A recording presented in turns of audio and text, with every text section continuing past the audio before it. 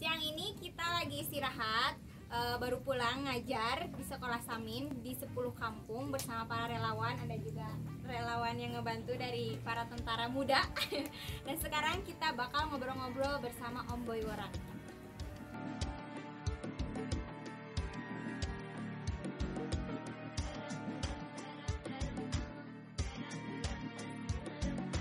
Om, ini kan Om kan udah umur 71 tahun.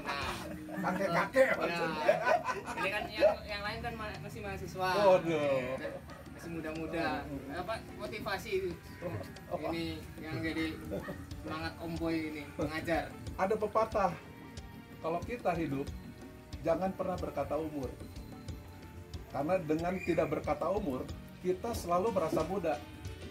Dan dalam mengajar dan belajar itu membawa pengaruh. Kita tidak pernah merasa tua.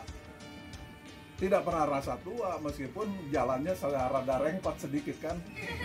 Jadi pura-puranya kuda lumping. Siapa yang ngerjain gue? Kuda lumping gitu. Nah, artinya kenapa motivasi? Kita itu sampai tua pun tidak akan pernah berhenti belajar. Karena pengetahuan juga terus berlari. Kalau kitanya jalan di tempat, ya sorry ditinggalin. Kalau kita sudah merasa tua pensiun, ya berarti hidup selesai. Jadi kan Om udah sering ya berkali-kali ngajar anak-anak desa, pasti banyak pengalaman yang Om dapat. Aku mau tanya nih Om, pesan-pesan yang Om dapat dari mengajar anak-anak itu gimana? Terus manfaat untuk Om itu gimana sih? Apa gitu? Kalau manfaat buat anak desa, itu pasti manfaat, harus manfaat. Kenapa? Tapi saya juga bangga dengan orang tua mereka. Karena kebiasaan orang di desa agak jauh ke kota, itu biasanya anak-anaknya susah kalau disuruh belajar. Karena mendingan dia suruh bantu orang tua ngarit buat kambing, buat segala. Nah, saya lihat ini mereka mau belajar, itu berarti termasuk kemauan orang tuanya untuk anak-anaknya maju. Nah, semangat ini menurut saya luar biasa. Dan bagi saya mengajar anak-anak itu bagian daripada ada ini ya. Jadi ada interinfluensi antara kita dengan anak-anak, sehingga kita juga belajar memahami bagaimana problematik anak-anak di desa dengan yang kita biasa lihat dari anak-anak di kota. Sebetulnya mereka juga sama cerdas, pintar, cuman kesempatannya nggak ada. Nah, ini yang kita harus dalam motivasi saya, nggak boleh dibedain lagi. Anak kota, anak desa sama-sama punya kesempatan untuk maju, untuk belajar yang lebih baik. Karya Sari. Ini kegiatan SAM ini luar biasa sebetulnya. Cuman metode ngajarnya tidak semua pengajar itu bisa mengaplikasi dengan baik, karena muridnya itu kan beragam. Ada kelas, ada yang masih TK, ada yang kelas 2, 3, 4, 5. Nah, yang kelas 2 ke atas itu mungkin oke. Kelas 2 ke atas satu, tapi yang TK yang belum tahu apa-apa, kalau bisa jangan nyatu. Atau ada yang ngurus sendiri. Karena dalam belajar itu dia bisa jadi jadi pengganggu. Sehingga yang asalnya serius diganggu sama yang belum bisa sama sekali, itu agak terganggu.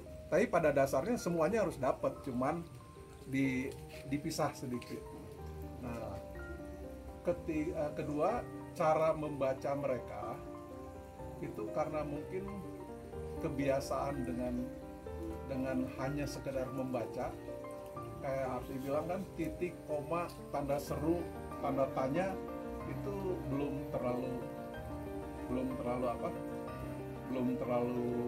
lancar betul, tapi sebagian sih sudah. Nah, itu yang mungkin perlu. Jadi mereka belajar itu, kalaupun belajar bahasa, bukan bahasa cangkem gitu kan, tapi punya niat sampai kepada orang lain. Nah, Tapi aku lihat yang satu yang rada surprise, bahasa Inggrisnya bagus, anak-anak. Gue bilang siapa gurunya ya? Siapa gurunya? Sama lagi. Oh, aduh, gurunya. Ya, bahasa Inggrisnya mereka bagus ya.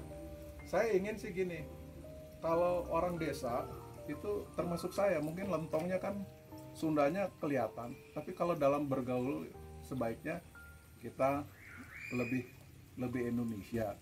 Nah, supaya jangan sampai dalam pergaulan misalnya digabung itu menjadi berbeda, sehingga dibilang itu orang kampung. Nah, jangan sampai begitu, karena apapun kita nggak bisa dibedain orang kota orang kampung, sama saja. Nah, tapi kitanya juga punya kemauan supaya mau belajar. Nah, itu mungkin salah satu, karena saya bilang gini, informasi ataupun mengajar, komunikasi itu kan inti pertamanya bahasa. Jadi itu dulu.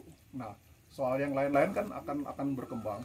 Matematik, gue lihat matematik siapa yang ngajar, udah ada. Berarti wah, ini kayaknya udah jagoan semua matematik. Bahasa Inggrisnya lebih bagus. Saya belajar lafal A B C D. Kelihatannya sih ngucapinnya tepat gitu, sudah bagus. Artinya itu gara-gara bahasa Inggris kali ya. Habis ngajar ini kita dapat suguhan dari petani, kacang kedelai dari alam Cimenyan. Mantap Om, sehat dan bergizi. Jangan lihat ini, jangan lihat bentuknya, ini makanan bergizi ini. Ini apa Om? Ini bisa apa? Kacang, kalau sini bilangnya kacang bulu ya. Iya, yang dulu. Kacang bulu, tapi intinya kan kedelai ya.